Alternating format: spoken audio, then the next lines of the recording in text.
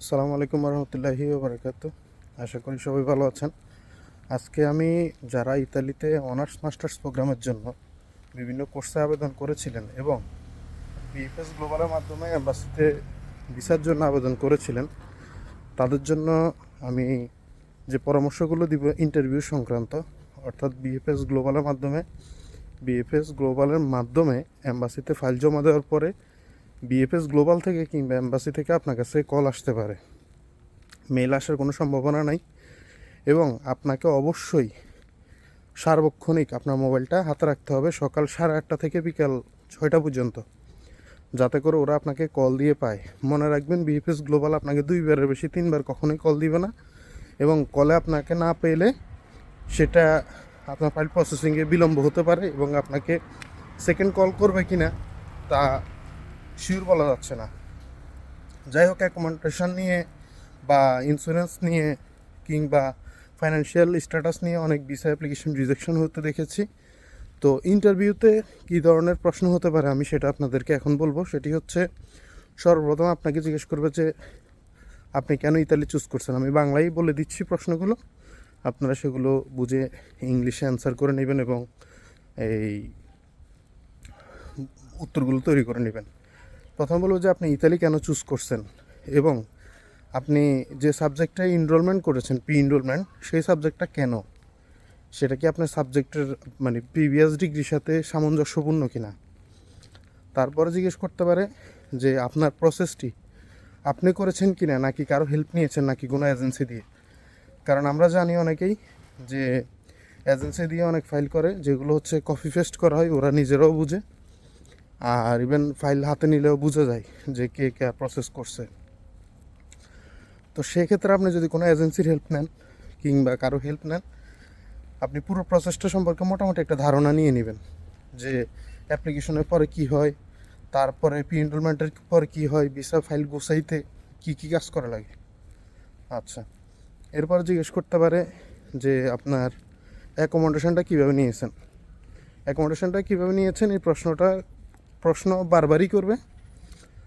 তো নর্মালি যে উত্তরগুলো অ্যাকোমোডেশন নিয়ে আমরা দিয়ে থাকি বা স্টুডেন্টরা দিয়ে থাকে, সেটাই হচ্ছে যে হ্যাঁ, আমি ইন্টারনেটের মাধ্যমে এই, আপনি যদি কোনো এজেন্সি থেকে নিয়ে থাকেন, ওই এজেন্সির কথা বলবেন, এই এজেন্সি পাইছি, পাওয়ার পরে তাদের সাথে আমি কমিউনিকেট করছি, তাদের চ্যাট হিস্টোরি আছে কিংবা তারা মেইলে পাঠাইছে। অথবা আপনি যদি কোনো সোশ্যাল মিডিয়ার মাধ্যমে কোনো এই বাসার মালিক কিংবা কর্মরত কাউকে পেয়ে থাকেন যে যারা হাউজিং নিয়ে কাজ করে, তাদের কথাগুলো বলবেন এবং আপনি অ্যান্সারটা খুব কৌশলে দেওয়ার চেষ্টা করবেন, কারণ এই অ্যান্সারটা খুবই গুরুত্বপূর্ণ ভিসা পাওয়ার ক্ষেত্রে।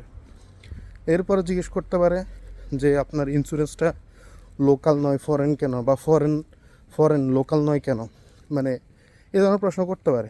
তো আপনি টেকনিক্যালি উত্তর দেবেন, যারা ইতালি থেকে নিয়েছিলেন, তো তারা বলবেন যে এই ইন্স্যুরেন্সটা ইতালি গেলেও আমার পরবর্তী প্রসেসে কাজে লাগবে এবং আমার কাছে এটা রিলায়েবল মনে হয়েছে। বাংলাদেশ থেকে নিতে পারতাম, বাট আমার কাছে মনে হচ্ছে এটা আমার জন্য বেস্ট।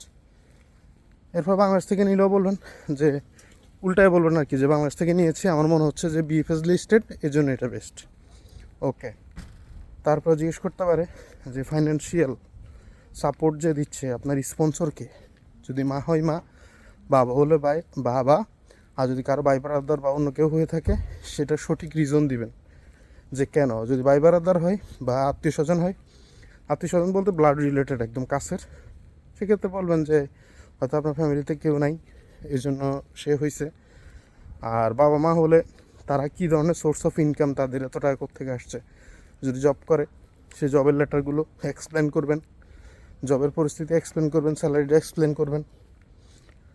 আর যদি বিজনেস হয়, সেক্ষেত্রে বিজনেস করে টাকা পয়সা ইনকাম হচ্ছে সেটা উল্লেখ করবেন। এরপরে আরও কিছু কোশ্চেন থাকতে পারে, সেটি হচ্ছে আপনি ইতালি যাওয়ার পর ডিগ্রিটা শেষ করে আপনি কী করবেন, সেটারও টেকনিক্যালি আপনি অ্যান্সার দিতে হবে যে পড়াশোনা শেষ করে আমি আমার দেশের জন্য কন্ট্রিবিউট করব, যার কারণে আমি রিটার্ন চলে আসব। এইভাবে আপনি আসলে অ্যান্সারগুলো টেকনিক্যালি দিতে হবে, কারণ টেকনিক্যালি অ্যান্সারের কোনো বিকল্প নাই। আর হচ্ছে